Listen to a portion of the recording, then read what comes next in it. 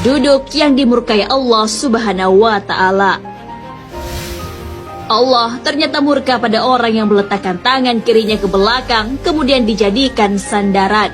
Hal ini sesuai dengan sabda Rasulullah SAW dari Syirrid bin Suwaid radhiyallahu anhu berkata bahwa Rasulullah SAW bersabda, Rasulullah pernah melintas di hadapanku sedang aku duduk seperti ini, yaitu bersandar pada tangan kiriku yang aku letakkan di belakang.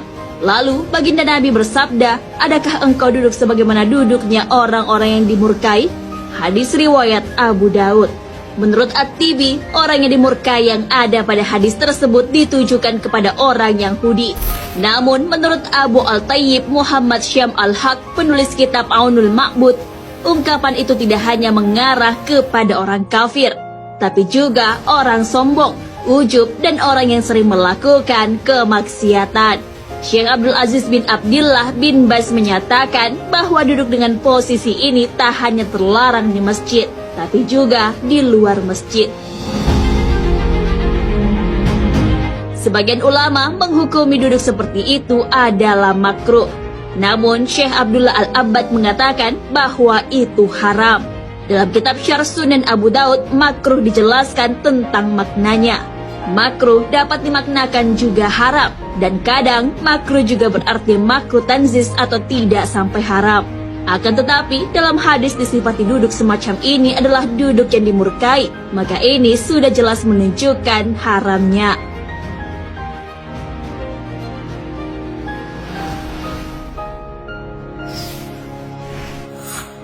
Duduk memeluk lutut.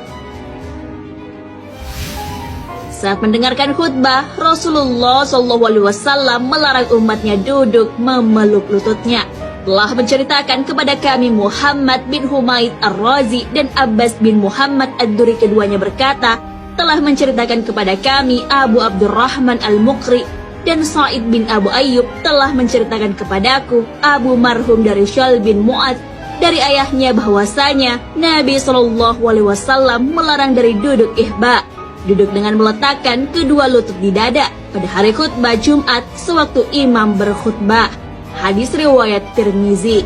Mengenai hal ini, sebagian ulama menghukuminya makruh dan sebagian lainnya memberikan keringanan. Salah satu yang memberikan keringanan dan membolehkannya adalah Abdullah bin Umar.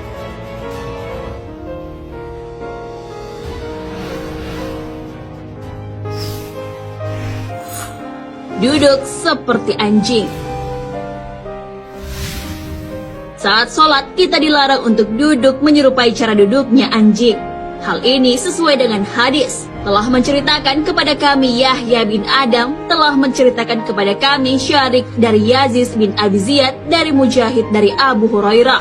Dia berkata, Rasulullah SAW memerintahkan kepadaku dengan 3 perkara dan melarangku dari 3 perkara. Beliau memerintahkanku dengan 2 rakaat duha pada setiap hari, witir sebelum tidur, dan puasa 3 hari pada setiap bulannya, dan melarangku mematuk dalam sholat seperti ayam mematuk, duduk seperti duduknya anjing, dan menoleh seperti berpalingnya serigala. Musnad Ahmad. Duduk seperti ini dilarang saat melaksanakan sholat, namun di luar sholat dibolehkan. Karenanya, para ulama membahasnya dalam konteks larangan sholat menyerupai perilaku binatang. Yang sunnah itu melakukan duduk iqa, yaitu pantat bertumpu pada betis dan tumit. Pantat tidak menyentuh lantai.